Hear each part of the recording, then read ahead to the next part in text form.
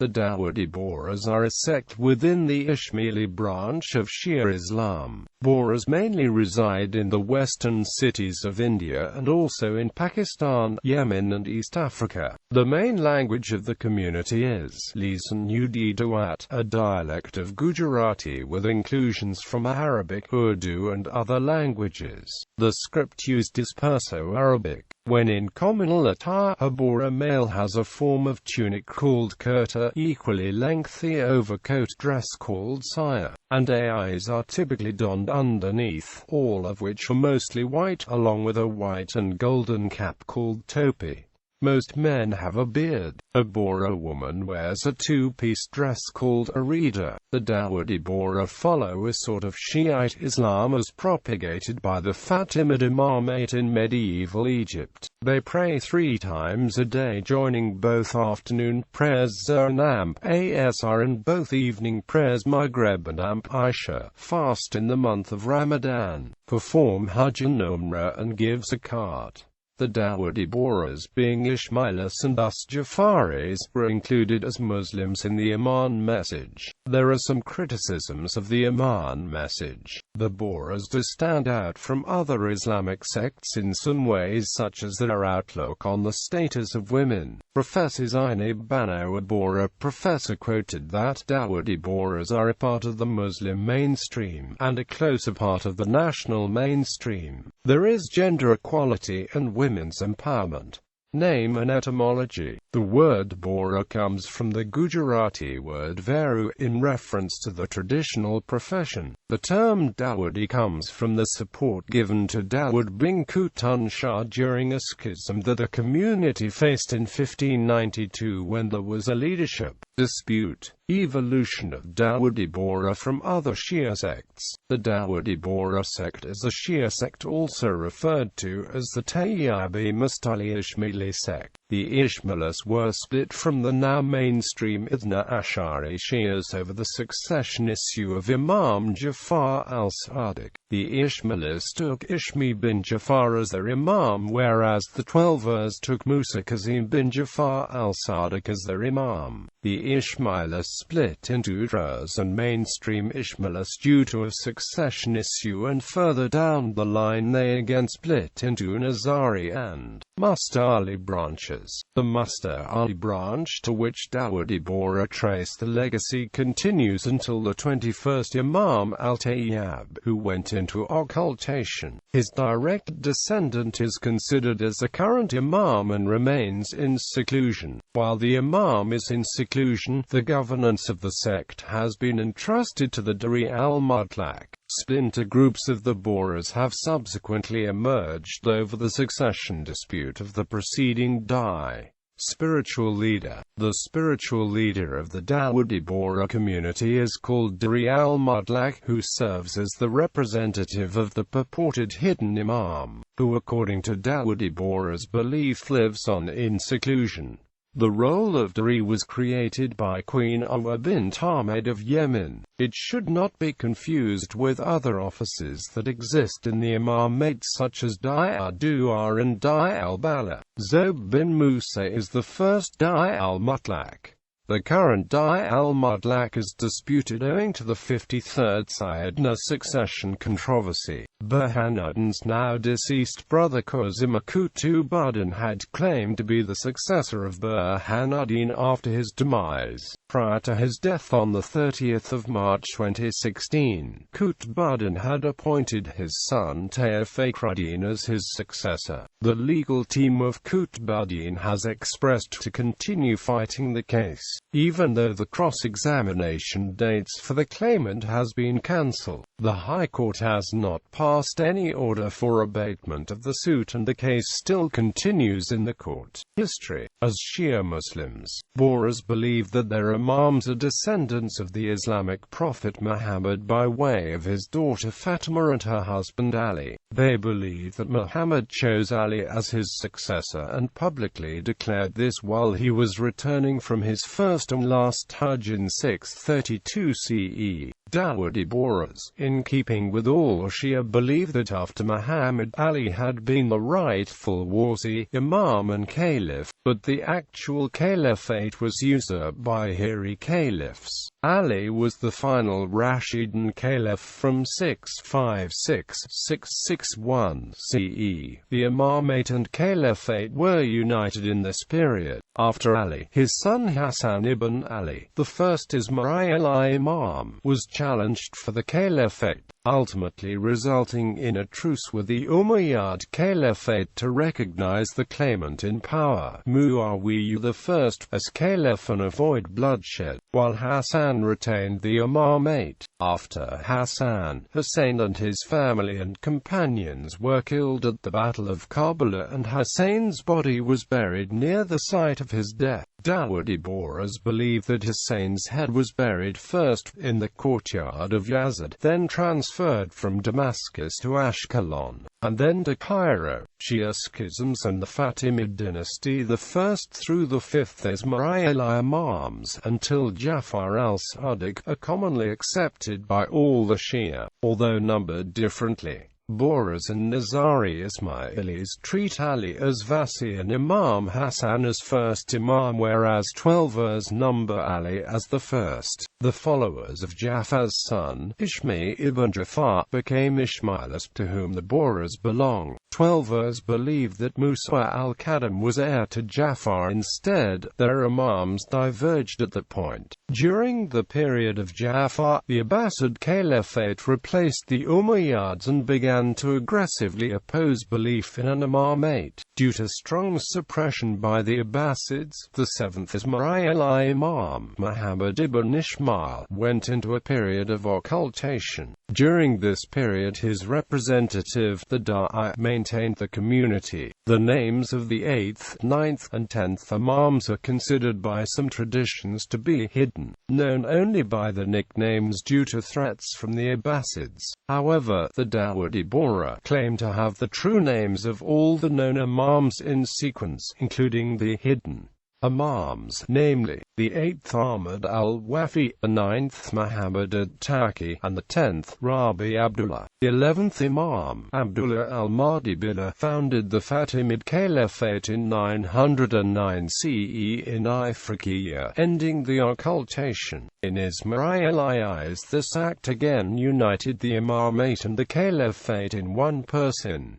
The Fatimids then extended up to the central Maghreb. They entered and conquered Egypt in 969 CE during the reign of the 14th Imam, al-Mu'izz-Din Allah, and made Cairo the capital. After the 18th Imam, al-Mustanzir Billah, the Nizari sect believed that his son Nizar was his successor, while another Ismā'īlī branch known as the Mustali supported his other son, al-Mustali. The Fatimid dynasty continued with al-Mustali as both Imam and Caliph, and the joint position held until the 20th Imam, al-Amir, by Arkami Allah. Tayyibi Hafizi schism. At the death of Imam Amir, one branch of the Mustali faith claimed that he had transferred the imamate to his son Tayyib Abi el-Kashim, who was then 2 years old. Another faction claimed Amir died without producing an heir, and supported Amir's cousin al-Hafiz as both the rightful caliph and imam. The al-Hafiz faction became the Hafizi Ismā'īlis, who later converted during the rule of Sultan Salah ad-Din Yusuf ibn Ayyubi. The supporters of Tayyib became the Tayyibi Ismā'īlī. Tayyib's claim to the imamate was endorsed by the Hurra al-Malika Arwa al-Sulayhi, the Queen of Yemen. Arwa was designated a Hujjar, the highest rank in the Yemeni Dawat, by al-Mustanzir in 1084 CE. Under Queen Arwa, the Dai al-Balalamik ibn Malik and then Yahya ibn Lamik worked for the cause of the Fatimids. Tayyibis believe the second and current period of Satiyar began after Imam Tayyib went into seclusion, and Queen Arwa created the office of the Dai al-Mudlak to administer the community in the Imam's absence. Zob bin Musa was the first Dai al-Mudlak, and lived and died in House, Yemen. His Mardan was Katab bin Hassan. The third Dai Sayyidina Haytham was prominent among the Du'a of Yemen and wrote many books, both exoteric and esoteric in philosophy on the Ismā'īlī sect. Transfer of Dawat to India. Mullah Abdullah was the first Wali al-Hind in the era of Imam Mustanzir. Mullah Abdullah and Mullah Nuruddin were originally from Gujarat and went to Cairo, Egypt, to learn. They came to India in 467 as missionaries of the Imam.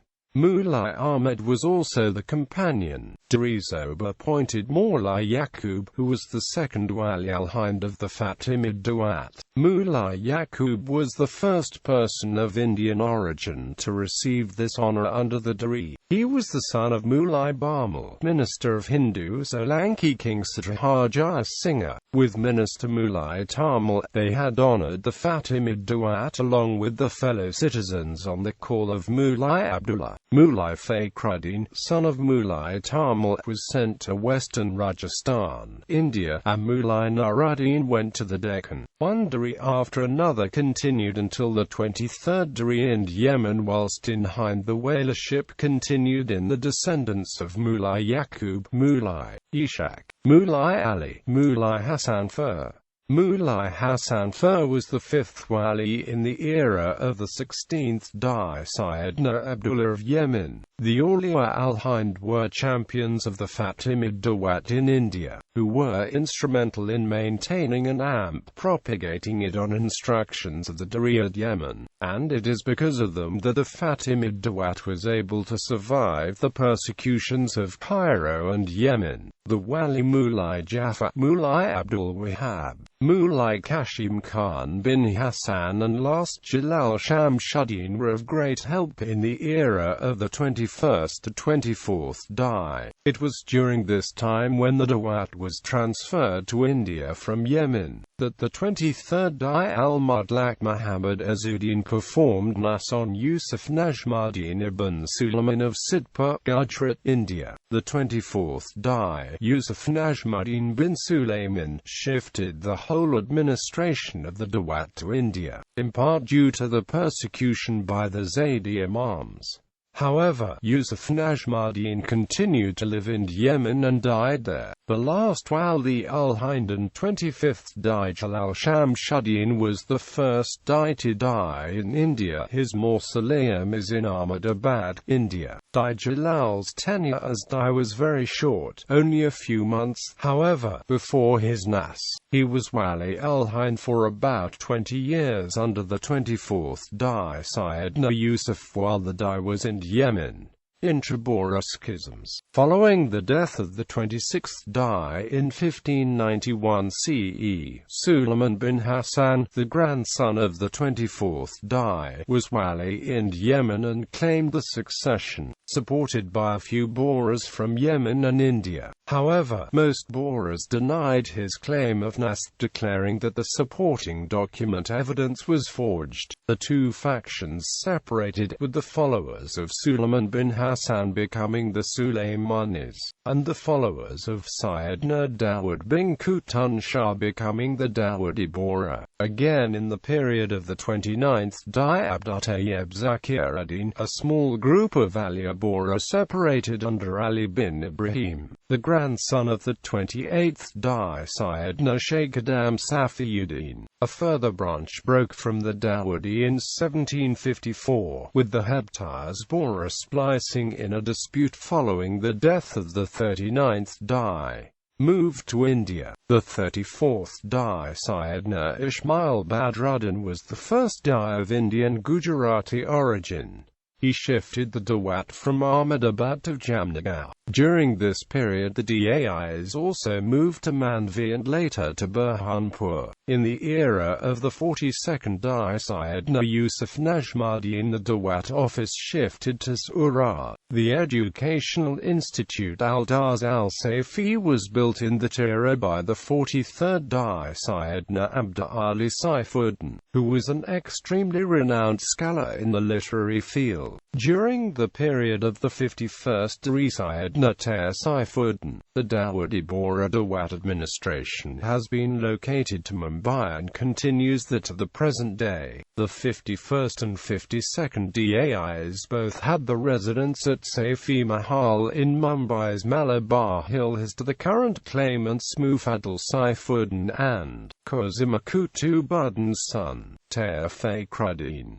Sayyidina Muhammad Burhanuddin was the 52nd Dari al-Mutlaq. Imams and Dawoodi Bohras believe that the 21st Mustali Imam, Tababi al-Kashim, is a direct descendant of the Islamic prophet Muhammad through his daughter Fatima Zahra. According to this belief, Abi al-Kashim went into occultation and established the office of the Dari al-Mutlaq as the Imam's vicegerent, with full authority to govern the believing community in all matters spiritual and temporal, as well as those of his assistants, the Mardan and Muqazzir. During the Imam's seclusion, a Dari al-Mutlaq is appointed by his predecessor. The Marzoon and Muqazzir are in turn appointed by the Dari al-Mutlaq. A fundamental belief held by the Dawoodi Bohra is that the presence of the secluded Imam is guaranteed by the presence of the Da'i al-Mutlaq. The 52nd Da'i al-Mutlaq, Sayyidina Muhammad Burhanuddin, served the Dawat for 50 years. His main policy was one of Islamization, countering the modernizing tendencies of his predecessor. Under his rule, a system of strict social control was developed using modern means of communication. A group of reformists, the Progressive Dawoodi Bohra, was formed by Asghar Ali Engineer, but its members have been excommunicated by the mainstream DB clergy. Office and administration. The office of the Dari al-Mutlaq, known as Dawati Hadiyya, is central to secular and religious affairs among Dawoodi Bohras. The present office is in Badri Mahal, Mumbai, which is represented by Jamaat committee in all the cities with significant Dawoodi Bohra members. The Amil is the president of the Jamaat committee at the respective city. He is appointed by the Dawati Hadiyya with permission of Da'i al-Mutlaq. There are several subcommittee and trusts under the Jamaat committee, who looks after different aspects of Dawoodi Bohra's administration, demographics and culture. The worldwide number of Dawoodi Bohras is estimated at about 1 million. The majority of adherents reside in Gujarat state in India and Karachi city in Pakistan. There are also significant diaspora populations in Europe, North America, the Far East and East Africa. Dawoodi Bohras have a blend of ethnic cultures, including Yemeni, Egyptians, Africans, Pakistanis and Indians. In addition to the local languages, the Dawoodi Bohras have their own language called Lisan, which is written in Perso-Arabic script and is derived from Arabic, Persian, Urdu and Gujarati. The centralized, hierarchical organization of the Dawoodi Bohras is maintained largely using excommunication of those who do not conform to the rules laid down by the Sayyidina and other members of the clergy. Excommunication dissolves marriage and bars burial in Dawoodi burial sites. The Dawoodi Bohra maintain a distinct form of attire. The Dawoodi Bohra men wear a white three-piece outfit, plus a white and gold cap kufi, and women wear the rida, a distinctive form of the commonly known burqa, which is distinguished from other forms of the veil due to its sporting bright colors and decorated with patterns and lace. The rider can have any color except black, preventing confusion of Bohra women with Sunni women and thus enabling easy identification of fellow members of the community, which in turn is important for maintaining strict social control. The rida additionally differs from the burqa in that the rida does not call for covering of women's faces like the traditional veil. It has a flap called the pardi that is usually folded to one side to facilitate visibility, but can also be worn over the face if so desired. The Dawoodi Bohra retain the Fatimid-era tabular Islamic calendar, which they believe matches perfectly with the lunar cycle, not requiring any correction. In this calendar, the lunar year has 354 days. The odd-numbered months have 29 days and the even-numbered months have 30 days, except in a leap year when the 12th and final month has 30 days. This is in contrast with other Muslim communities, which base the beginnings of specific Islamic months on sightings of the moon with the naked eye by religious authorities, which often result in differing opinions as to the occurrence of religiously significant dates, such as the start of Ramadan. Community centers Dawoodi Bohras have their own jama'ats which will be focused around a masjid or a markas where an amil leads namaz and gives discourses. Dawoodi Bohras have a unique system of communal eating with groups of 8 or 9 people seated around a thal. Each course of the meal is served for the people around the thal to share. The place where meals are served is called the Jamaat Khana. The Jamaat Khana is usually adjoined to the masjid complex. In 2012, the community leadership under Muhammad Burhanuddin instituted community kitchens in Mumbai that deliver Bohra families 2 meals per day. The goal of the system is to free women from the task of preparing food, providing them with time to pursue education or economic activities.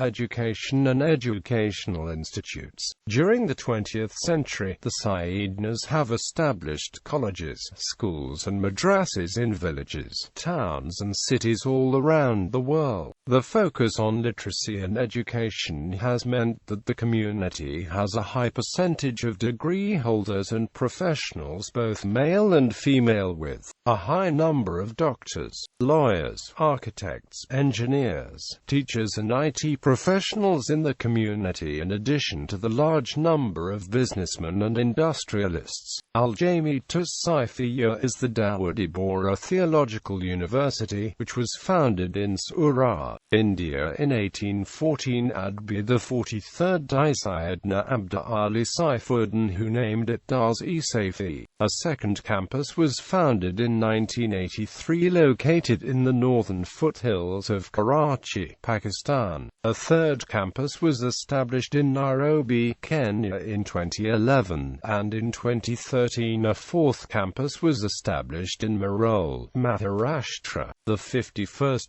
Sayyidina Saifuddin introduced modern subjects including sciences and arts to the curriculum in 1961 and renamed the academy Al-Jami'atus Saifiyya. This process of modernization continued with his son and successor Sayyidina Muhammad Burhanuddin, who introduced state-of-the-art facilities such as the Mahad al-Zahra Quran Training Institute. He also made it an international baccalaureate office. The academies are administered by a central office located in Badri Mahal, Fortis, Mumbai. The 51st Sayyidina Saifuddin was a prolific scholar who wrote more than 40 volumes or risalas and has penned more than 10,000 verses in tribute to the Shia saints. Many of his works are part of the syllabus in the different fields of Arabic study in Al-Jami'atus Saifiyya. The Aligarh Muslim University conferred a doctorate of theology on the 51st Saifuddin and offered its chancellorship. He remained as chancellor for 3 consecutive terms until his death in 1965.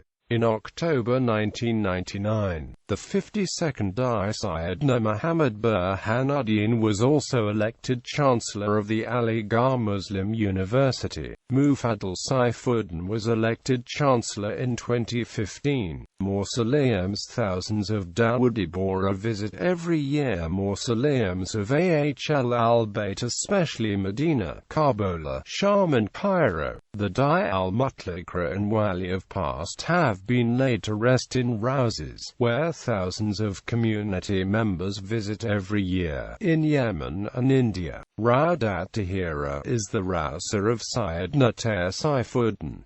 Sayyidina Muhammad Burhanuddin was buried by his son, Mufaddal Saifuddin, in the same mausoleum. Theology. 7 pillars. The Dawoodi Bohras follow the 7 pillars of Ismā'īlī Islam in the tradition of Fatimid Dawat, Wilayat Tahara, Salat, Zakat, Saum, Hajj, and Jihad.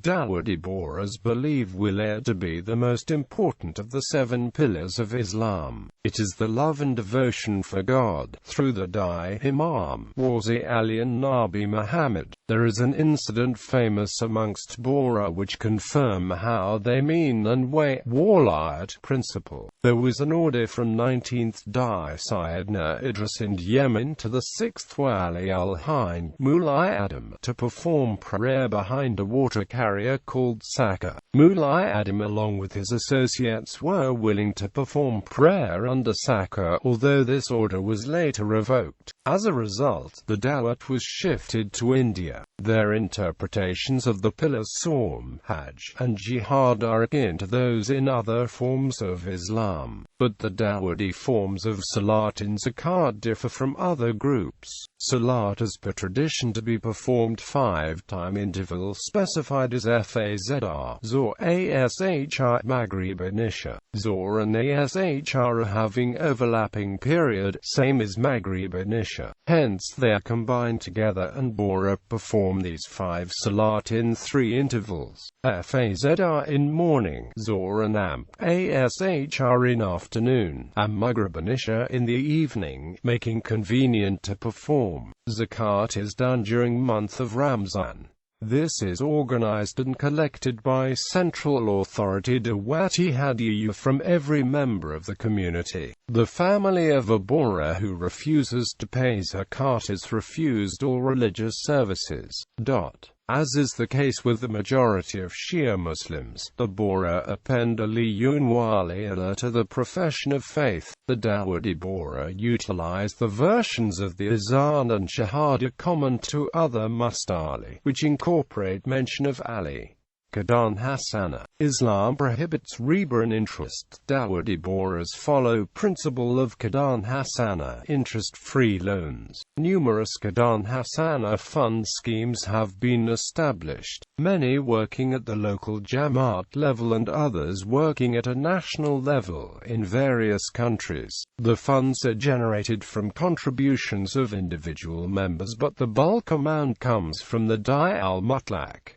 Muharram and Ashura. Muharram is the first month of the Islamic calendar. The first 10 days of this month are marked by Bohras to commemorate the martyrdom of Hussein ibn Ali, the grandson of Muhammad. Dawoodi Bohra begin mourning from the second eve of Muharram and continue with discourses during the day and majlises each night, which climax with the day of Ashura on the 10th of Muharram. This is the day on which Hussein and his family and 72 of his companions and family were killed by the army of Yazid I at the Battle of Karbala on his orders. The surviving members of Hussein's family and those of his followers were taken captive, marched to Damascus, and imprisoned there. Thousands of Dawoodi Bohras flock from around the world to hear the discourses offered by the Dai al-Mutlaq, usually in a different place each year. In October 2015, the Ashura commemorations by Mufaddal Saifuddin took place in Houston, USA. The event takes place in every Bohra community worldwide along the same lines in terms of time and duration. Selected discourses by the Sayyidina are broadcast live from wherever he happens to be that year. It is Sayyidina's express instruction that Bohras set aside this time of the year to focus solely on the commemoration by taking the requisite time off for the work, businesses and institutes of education well beforehand. Dawoodi Bohras and the world. The first Dawoodi Bohra mosque in the West was built in Farmington Hills, Michigan in 1988. Immediately thereafter, the first Canadian masjid was inaugurated by Dr. Sayyidina Muhammad Burhanuddin in Toronto. Muhammad Burhanuddin inaugurated the Houston Masjid in 1996, which was reconstructed into a larger masjid that is 4 times the size of the original. This new masjid was inaugurated in October 2015 by Mufaddal Saifuddin. In June 2001, Masjid al-Badri in Chicago was inaugurated. In July 2004, new mosques in New Jersey, Washington, D.C. and Boston were inaugurated. The following year, August 2005, the Dari al-Mudlaq inaugurated another new masjid in Fremont, California, and was congratulated by various officials and dignitaries from a local, state and federal U.S. governments. President George W. Bush also sent a letter from the White House.